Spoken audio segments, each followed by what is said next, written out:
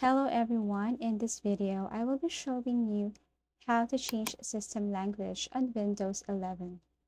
First, go to your language settings. As you can see here, it says your Windows license only supports one language, which is the United Kingdom. So in order for me to change, all I have to do is to click this add a language and then choose a language to install.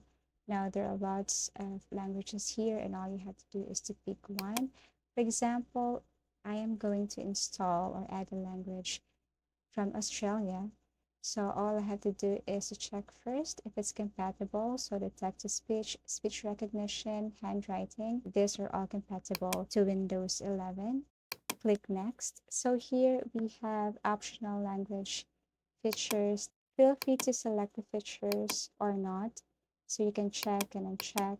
But for me, I have to check this. And then for language preferences, you can also check this set as my Windows display language and then check this required language features. Then I think there's no problem.